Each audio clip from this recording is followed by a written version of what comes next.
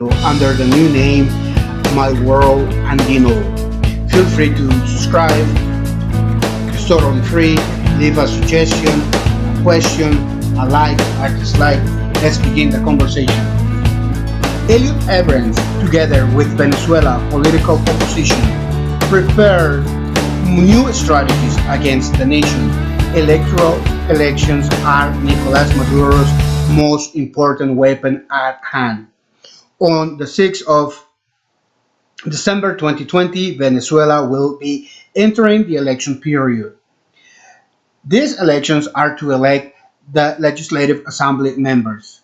Currently, the opposition has the majority members.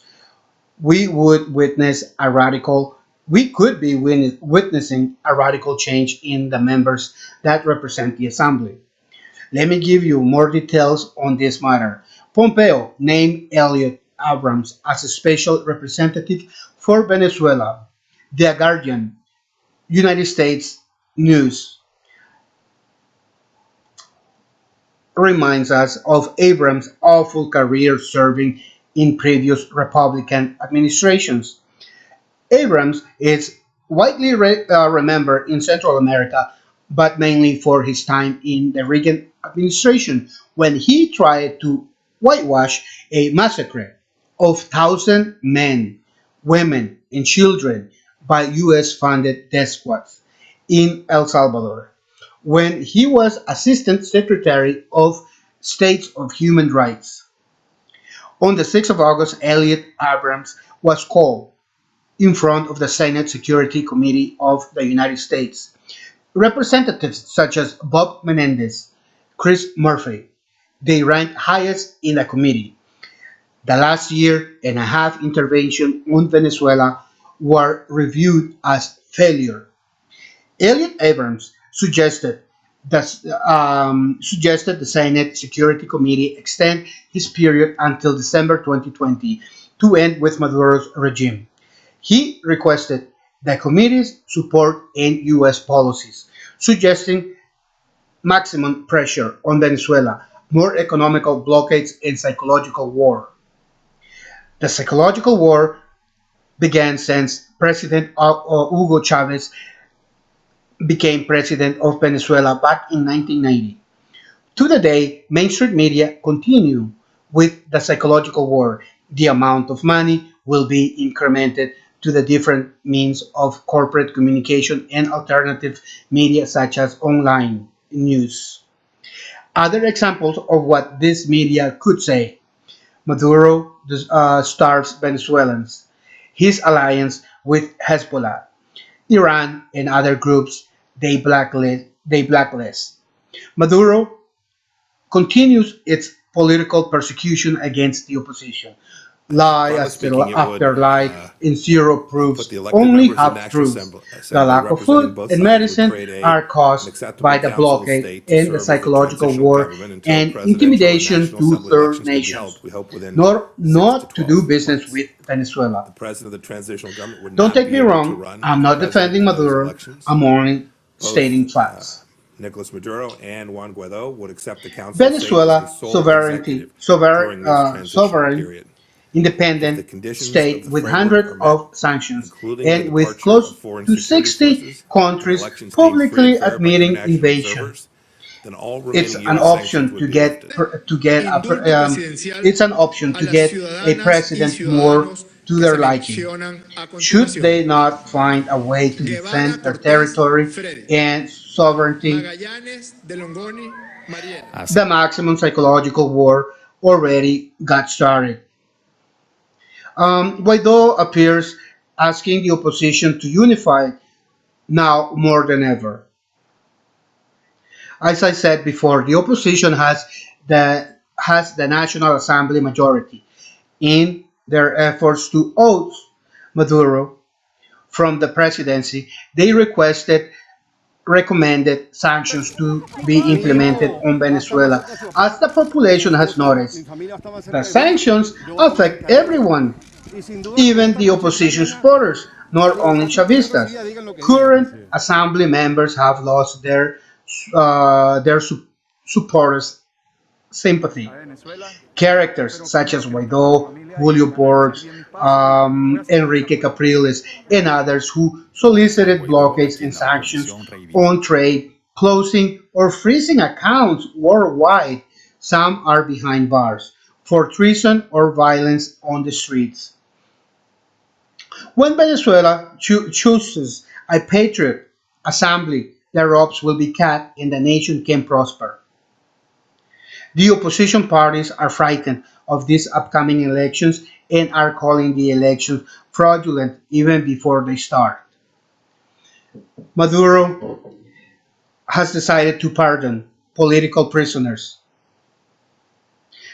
about 120 of them. The Chavista government created a list of who would be pardoned.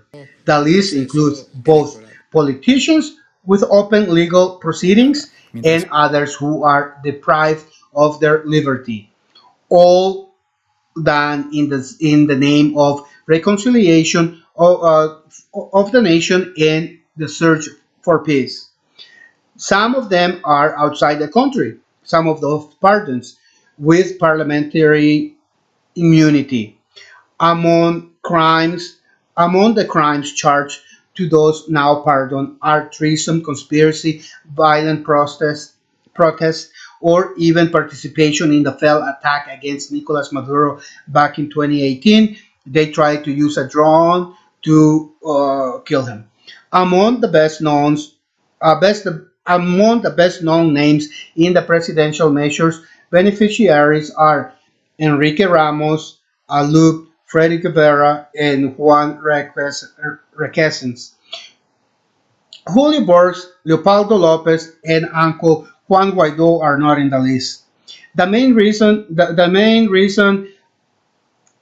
for discontent exists among the followers of self-proclaimed President Guaido. Some say they cannot accept the pardon because it would be admitting to a crime in their opinion they did not commit. Guaido is mostly interested in the U.S. presidential elections. Juan Guaido knows that Washington will not make a decision regarding him before November, but anything can happen after. If Trump wins, he will surely not want to continue with the same failed strategy. If Biden wins, he probably doesn't want to inherit the same failed process. Maduro has invited UN and EU observers. This is first step towards the end of some foreign economic suffocation, Guaido's leading and almost only weapon. My friends,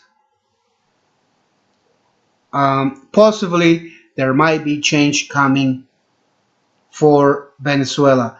Maduro is making smart moves, especially this one, inviting UN and EU observers.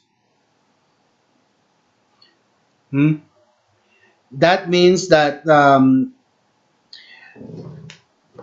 countries that did not recognize him as a legitimate government will have to now. There's not ifs or buts about it.